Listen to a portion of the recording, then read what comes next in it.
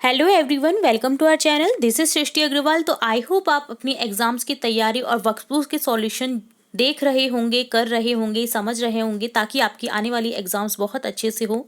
तो आप सभी को बेस्ट ऑफ लक।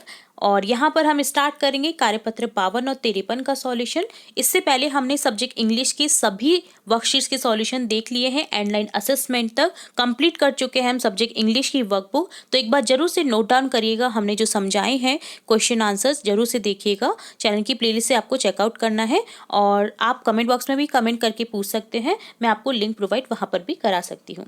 तो यहाँ हम देखेंगे कार्यपत्र 52, 52 एंड 53 का सॉल्यूशन। तो सबसे पहले हम देखेंगे वर्कशीट 52 कार्यपत्र 52। फर्स्ट क्वेश्चन है, विद्यालय में परेड में काम आने वाले ढोल को एक बार बजाएं। अब ढोल को जहां थाप दी उसे स्पर्श कीजिए, हाथ में कंपन होगा। आप इसे फॉलो कर सकते हैं एज इट इज, ऐसे आप प्रैक्टिकल भी कर सकते हैं अगर आपके पास में ढोल है तो। अब ढोल को तेज धीमी थाप देकर कंपन महसूस करें। वस्तु के बार बार इधर उधर गति करना कंपन कहलाता है। इस प्रकार की गति को क्या कहते हैं?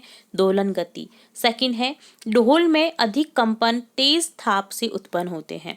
थाप से उत्पन्न प्रति सेकंड कंपनों की संख्या को क्या कहते हैं? आवृत्ति। आवृत्ति का मात्रक हर्ट्ज होता है। एक कंपन में लगे समय को आवर्तकाल कहते हैं। तो ये सभी परिभाषा थी, ठीक है। सेकंड है, चित्र में दो दोलनों को दर्शाया गया है। कंपनों की संख्या कितनी होगी? यदि इन कंपनों में 2 सेकंड लगते हैं तो आवृत्ति कितने कंपन प्रति सेकंड यानी हर्ट्ज होगी? तो कंपनों की संख्या 4 हो जाएगी, आवृत्ति हो जाएगी 2 हर्ट्ज। थर्ड क्वेश्चन है, चित्रानुसार एक सरल लोलक 1 सेकंड में 5 दोलन करे तो उसकी आवृत्ति होगी।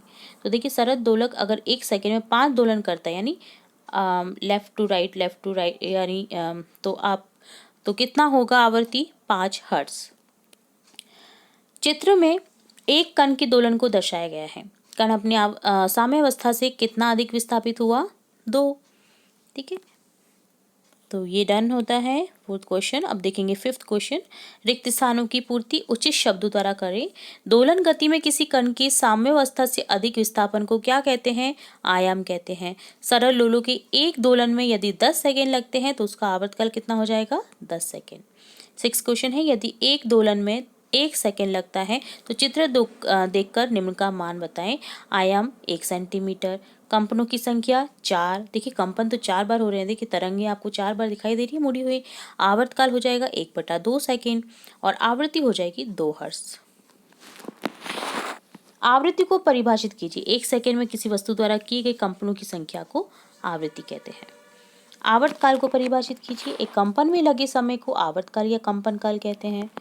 आयाम को परिभाषित कीजिए। कंपन करने वाली वस्तु का माध्य स्तर से अधिक विस्थापन को क्या कहते हैं? आयाम कहते हैं। तो ये डन होता है आपका कार्यपत्र 52 का सॉल्यूशन। अब देखेंगे कार्यपत्रक 53 का सॉल्यूशन। फर्स्ट क्वेश्चन है, रिक्त स्थानों की पूर्ति उचित शब्द भरकर कीजिए। मच्छरों के अपने कान के पास आने पर उसके कंपन से उत्पन्न ध्वनि 20 हर्ट्ज से कम होने से हमें ध्वनि बुरी लगती है, क्योंकि जो अच्छी सुनने लायक आवृत्ति होती है ध्वनि की वो होती है 20 हर्ट्ज से 20,000 हर्ट्ज। तो यहाँ पर कम है तो यहाँ पर आप लिख देंगे बुरी, ठीक है। तो याद रखना है आपको, कोई भी ध्वनि अगर 20 हर्ट्ज से 20,000 हर्ट्ज के बीच में है वो तभी अच्छी लगेगी, अगर इससे ज़्यादा या इससे कम होगी तो वो हमें बुरी लगती है। सेकंड है, रेलवे स्टेशन पर जब रेल ध्वनि से उच्च हॉर्न बजाती है तो हमारे कानों को बुरी लगती है, क्योंकि ये आवृत्ति सुनने लायक आवृत्ति 20 हर्ट्ज से 20,000 हर्ट्ज के बीच से अधिक होती है, इसलिए बुरी लगती है। सेकंड है, ध्वनि की आवृत्ति 20 हर्ट्ज है। इसमें हर्ट्ज क्या है? ध्वनि की आवृत्ति का मात्रक। थर्ड क्वेश्चन है, 20 हर्ट्ज से कम आवृत्ति वाली अश्रव्य ध्वनि कहलाती है। 20 हर्ट्ज से अधिक परंतु 20,000 हर्ट्ज से कम आवृत्ति वाली ध्वनि श्रव्य ध्वनि कहलाती है। 20,000 हर्ट्ज से अधिक ध्वनि अश्रव्य पराश्रव्य ध्वनि कहलाती है। मच्छरों के अपने कान के पास भिनभिनाने से उत्पन्न ध्वनि पराश्रव्य ध्वनि होती है। तो कथन कौन सा सही है? यहाँ पर 20 हर्ट्ज से कम आवृत्ति वाली अश्रव्य जो सुनी नहीं जा सकती, ये सही है।